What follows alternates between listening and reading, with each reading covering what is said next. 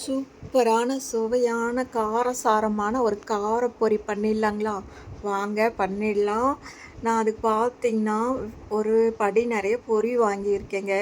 இந்த பொரி பார்த்தீங்கன்னா, மழை நேரத்தில், சாயந்தர நேரத்தில் இந்த மாதிரி காரப்பொரி செஞ்சு ஒரு வர காப்பியோ, வர டீயோ குடித்தா அம்புட்டு அம்புட்டு சுவையாக இருக்குங்க.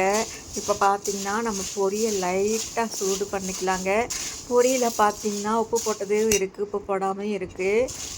நீங்கள் எது நான் வாங்கிக்கிறீங்களோ வாங்கிக்கோங்க. நல்லா பொரியை லைட்டாக வறுத்து எடுத்துக்கலாம். இப்போது ஒரு வடைச்சட்டியில் எண்ணெய் விட்டுக்கலாங்க. நம்ம மிக்சர் செய்கிறதுக்கு என்னென்ன போடுவோம் அதெல்லாம் போட்டுக்கலாங்க. அதாவது அவல் போட்டுக்கலாம். அவல் வறுத்து எடுத்துக்கலாங்க, பொரித்து எடுத்துக்கலாம். நான் சின்ன வடைச்சட்டியாக வச்சுருக்கேன். நீங்கள் பெருசாக கூட வச்சு நல்லா பொரித்து எடுத்துக்கங்க.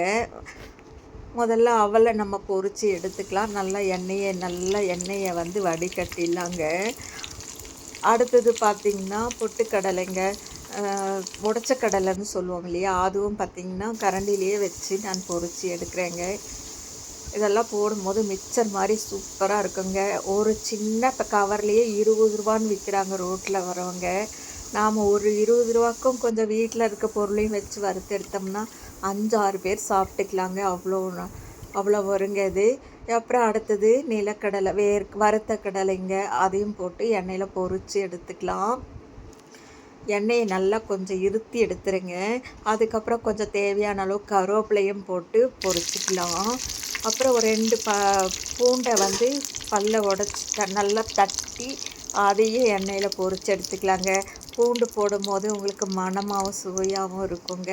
கேஸ் ட்ரபிள் கூட வராமல் இருக்கும். அதுக்காக தான். இப்போ எல்லாத்தையும் பொரிச்சாச்சுங்க. எண்ணெயை நல்லா வடிச்சிட்டு எல்லாம் ஒரு பாத்திரத்தில் போட்டுக்கலாங்க. இதுக்கப்புறம் பார்த்திங்கன்னா, நம்ம வறுத்த பொரி காரம் வேணும் இல்லைங்களா, அதுக்காக மிளகாத்தூள் வெறும் மிளகாத்தூளுங்க, இல்லைன்னா கரம் மசால் தூள் இருந்தால் கூட அது கூட கொஞ்சம் போட்டுக்கோங்க. நான் எல்லாம் கொஞ்சம் வெறும் மிளகாத்தூள் தான் போட்டிருக்கேன். உப்பு இல்லைன்னா லைட்டாக உப்பு போட்டுக்கோங்க. இப்போ இதெல்லாம் நல்லா ஒரு குலுக்கிட்டு சூடாக வறுத்தம் இல்லைங்களா, அந்த பொரியும் கொட்டி நல்லா ஒரு கிளறு நல்லா இந்த பக்கம் ஒரு கிளறு, அந்த பக்கம் ஒரு கிளறி எடுத்திங்கன்னா சூப்பரான கார பொரி ரெடி ஆகிடுச்சுங்க. ஒருக்கா இந்த மாதிரி நீங்கள் செஞ்சு சாப்பிட்டு பாருங்கள். அப்புறம் பொரி வாங்கும் போதெல்லாம் இப்படி தான் செய்வீங்க. அந்த அளவுக்கு சூப்பராக இருக்குங்க. கோயம்புத்தூரோட ஸ்பெஷலான பொரிங்க இது. நாங்கள் சென்னை சைட்லலாம் கூட இந்த மாதிரியெல்லாம் செய்ய மாட்டோம். ஆனால் கோயம்புத்தூர் சைடு, ஈரோடு இந்த பக்கம்லாம் இருக்கவங்களாம் இதாங்க விரும்பி செய்வாங்க. சூப்பராக இருக்கும். செஞ்சு தான் பாருங்களேன்.